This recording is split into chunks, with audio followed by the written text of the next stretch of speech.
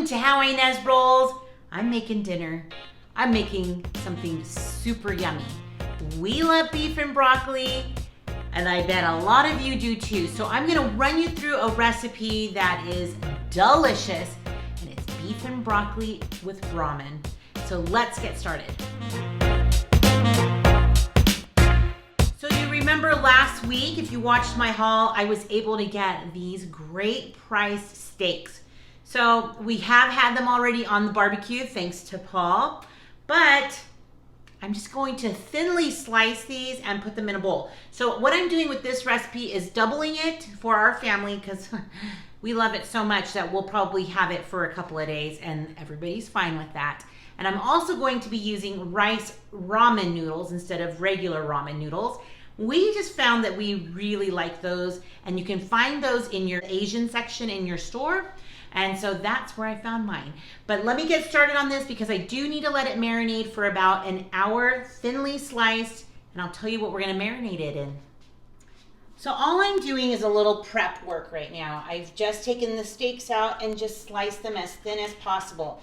Now you could probably buy a flank steak already kind of lean, which is fine, but for the price I paid for these, it's okay. I'm putting in a little prep work. I got 4 of these packs of steaks when they come out to about $6 each. Can you believe it? Wow, what a great deal. I bought one and then it was like, get 3 more for free.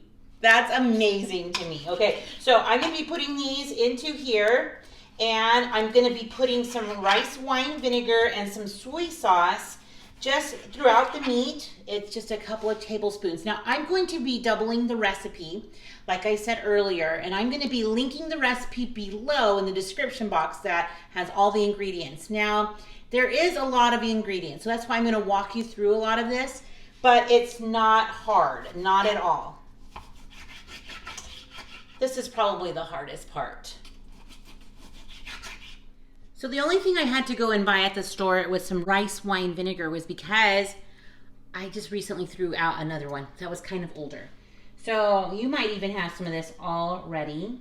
So we're just gonna put a couple of tablespoons. It was a teaspoon, that's the wrong measuring one. And then some soy sauce.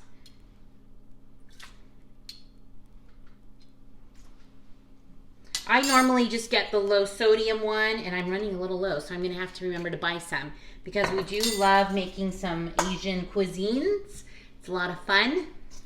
And there was actually one recipe I did not too long ago that required this one. Oyster sauce. I nearly almost didn't buy it, and Paul wasn't sure if he wanted it in there. You guys, it makes the cuisine even better. This is the reason it is Asian. It's so funny, but it doesn't have a fishy taste. So what we're gonna do now is just put this in the refrigerator for just an hour or until I'm starting to get ready. You could even do it overnight if you wanna get a little bit of a head start the night before. That is probably a better way to go. So I'm just gonna go put this in the refrigerator, cover it up with some saran wrap, and then I'll get to it in a minute. But I'm going to be showing you now is the sauce that I'm gonna get ready and put aside. So I'm gonna bring you closer to show you what the ingredients are for this sauce that I'm also going to just put aside, because once everything starts to incorporate, this is gonna be the sauce that you put on top. So I'm just gonna put it aside, be done with it, but let me show you and bring you closer. All right, we have some cornstarch. I just need to get 1 more tablespoon. I'm getting a little low myself on this, so I got to remember this as well. And I use a lot of cornstarch with gluten-free eating. It'll thicken up a lot of gravies. Instead of using flour, this will be perfect. If I can get some out. We're gonna put in some water. So I'm just gonna do it a little bit at a time. Let me get another.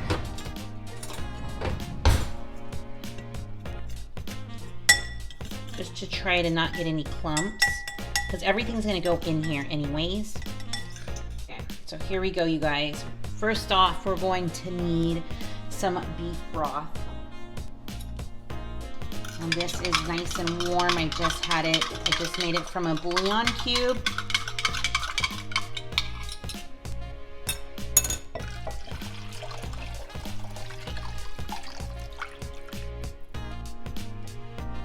gonna get some ginger. Now, I'm not a huge fan of ginger flavoring. I'm not very strong ginger flavoring. So this recipe calls for then 2 tablespoons. So I'm just gonna cut that in half and just do the 1. So you can see where you can make some alterations for like your family. Now it did ask for minced garlic, so I probably, or you know what, I'm not gonna do all of that. So I probably did about a half a tablespoon of ginger, like ground ginger, because I didn't have the mince. And so I just made sure instead of having 2 tablespoons, I ended up just using about a half of a tablespoon. Let's see, we're gonna need some sesame oil. I knew we had it. So we're gonna just put in some of that.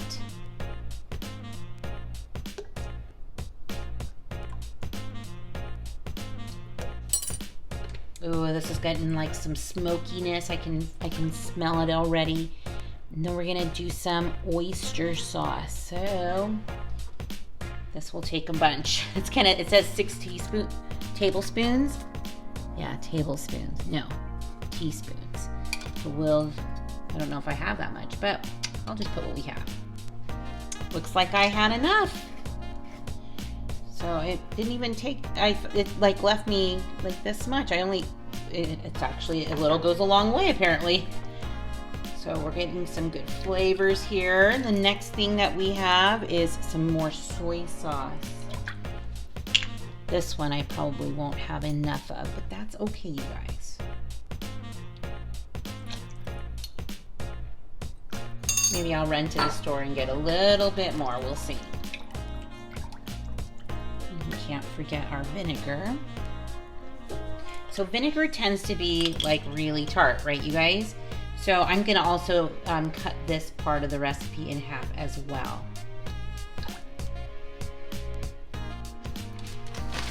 Now we need some brown sugar. That will make it all the better.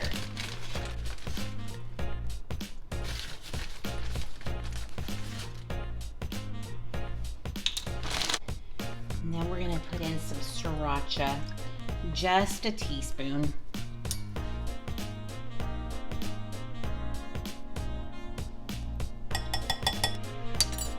So with that cornstarch in here, it will thicken this up as it goes on top of, like, we'll put this on with the meat and the broccoli and all of that good stuff, and then we'll add the noodles and it will thicken up and it will make a nice coating. It smells already super good. Oh yeah. So this is where everything starts to happen pretty quickly. So I'm back from carpool and I'm just going to start sauteing up these broccolis. Let me just kind of get this direct. Now I prepped this as well. I mean, it wasn't hard. It was just a couple of broccoli crowns or whatever. I cut them off the little florets. And it's supposed to be about 3 cups, so 6 because I'm doubling. And honestly, I'm not quite sure. But I know my family, and I think this is plenty good. I'm just glad that they eat some of them. So I'm just gonna saute those until they're a little bit soft, and then I have a plate over here on the side that I'll just transfer it to, and then we get the meat going. I did get some more soy sauce, so I have it to recipe, and this is gonna be so good. It's getting like some nice color to it, kind of like charbroiling them. Let me know if you do that in your oven with a bunch of vegetables, because that's a really good way to eat them. Plus, I've done it with Brussels sprouts. So good. Okay, so I have my meat here, but remember when I told you that Paul grilled some? Well, he did the other night, last night, and there was like 1, maybe 2 of those little steaks left. So I just sliced them down, and I'm just gonna add them, because why waste, right? So this got some good color, and then we're just gonna add a little bit more oil, and then just start sauteing the meat. All right, I'm just gonna add another couple of tablespoons or so of more oil. I'm gonna get that nice and hot, and then we're gonna have some good sizzle, you guys.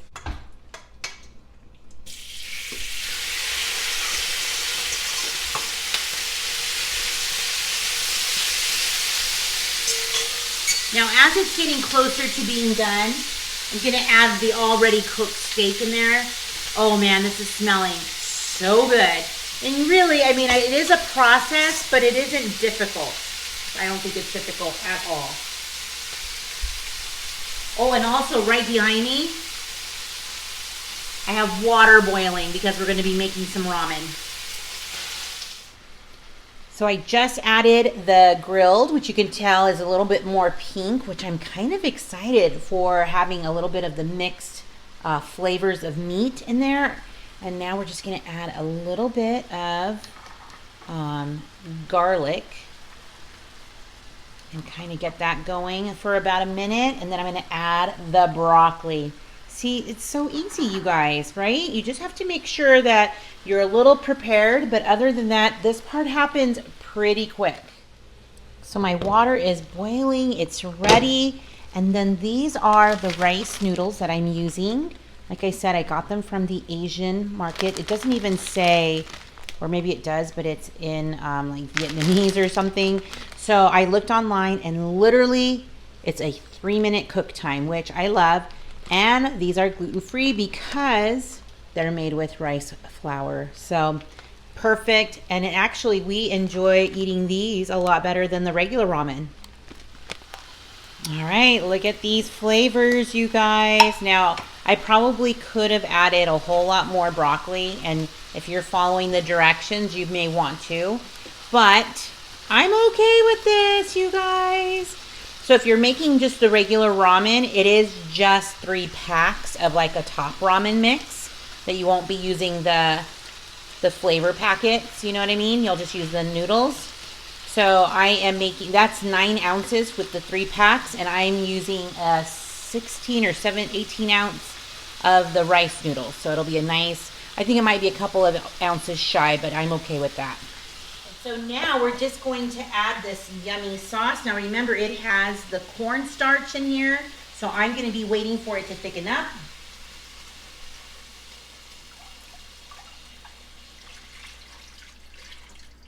This is going to be the good stuff.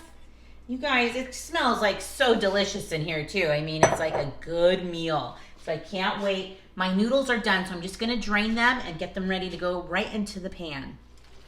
I don't know if you can see, but it is thickening up like a nice little gravy. So now I'm just going to bring the noodles in and then let them just kind of marry and just sit in their flavors until it's time for dinner, which is going to be about 30 minutes or so. Here is the noodles. Oh my goodness, this is looking delicious. Let me use another.